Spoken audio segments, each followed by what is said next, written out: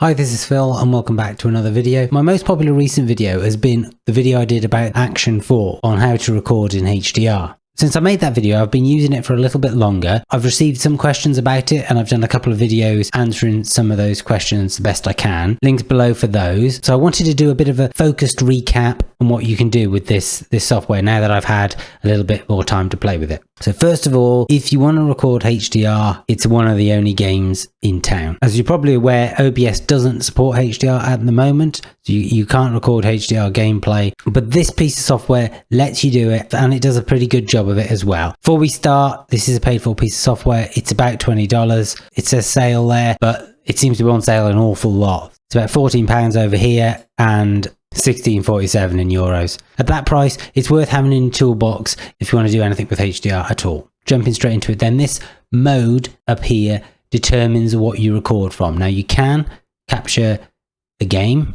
And just note this record button won't actually work until you have the game open. So you'll have to open the game and press F9 when you're ready to start. You can get it to just record a specific screen and you can select that from down here.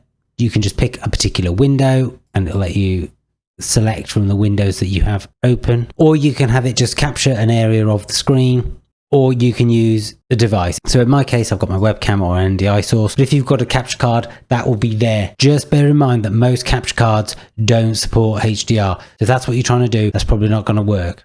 Most of this stuff is concerned with recording. It does support live streaming. You can set up your streaming service by logging into those. You can just use a streaming key. So if you wanted to stream on LinkedIn, for example, you could do that. It does have these other modes for audio only and for capturing screenshots. But since we're mostly interested in HDR recording, I'm not going to go into that. File format, you only have the choice between MP4 and AVI. Hardware acceleration. So for HDR, you're going to need to choose NVIDIA NVENC HDR10. So I've got a 30 series card and it is supported.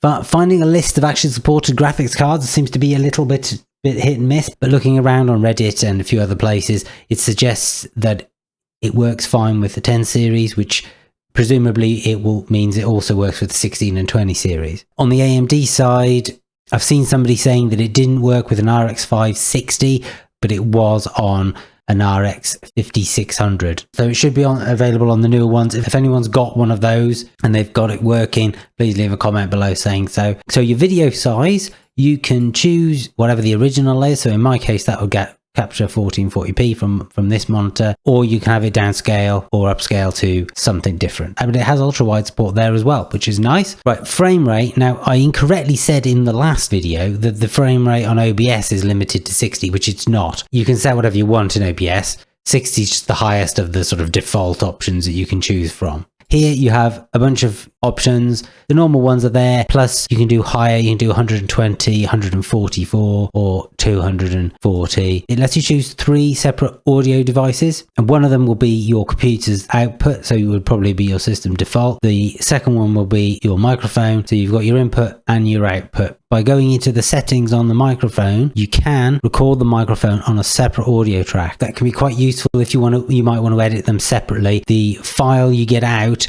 will have 2 audio tracks on it. You can do a 3rd track and you can pick another output. However, you should be aware that that does not incorporate it into the video. It records a separate audio file, which you would need to use a video editor to merge back in to do your edit with. The graphics overlay is one simple file, so you can't do lots of custom things. What you would need to do is save a PNG of your entire overlay and then load it in that way. You can add a webcam overlay. You click there. You can set the video size as well as the horizontal and vertical position. You can set it to always record. It'll always be part of your video, or you can have it so it just records your camera either when you're pressing a button, or you can have it to toggle on and off. You can also, and this could be quite useful if you're going to edit afterwards, save the video as a separate video file. It's similar to with the audio track. I've done it myself. I've had my face on the screen and then I've realized when I come to edit it that where I put myself was right on top of something that I'm trying to demo. Personally, I just use it to capture the screen without overlays, webcams, anything like that. There are more settings up here in this little cog. There's a few sort of general settings which are self-explanatory. Video wise, you can set the video quality and the bit rate. You can force a bit rate. Now it says here the input range is 0 to 255 full, and with the other option being 16 to 235 limited. Despite that, it does actually record in Rec 2020. Provided you're in the HDR mode, it will capture a Rec 2020 video, which will be interpreted by a video editor properly. You can also set your bitrate for your sound there. A couple of things with this HDR10.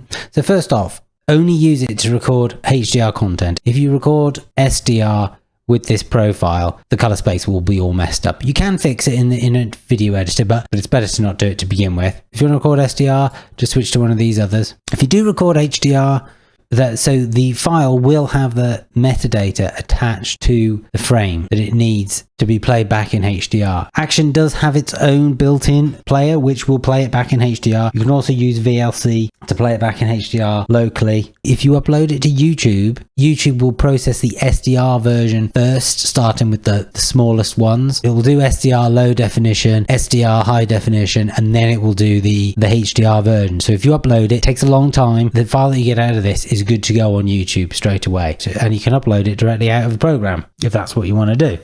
If you were to put it into a video editor and then re-export it in a HDR compatible format, I'm not clear on whether that tag data remains or whether it needs to be re-tagged. I usually re-tag it anyway, which you can do with Resolve Studio, but you can't do it with the basic version of Resolve. Anyway, I hope that's helpful. Please like and subscribe. Any questions down below, and I'll see you in the next one.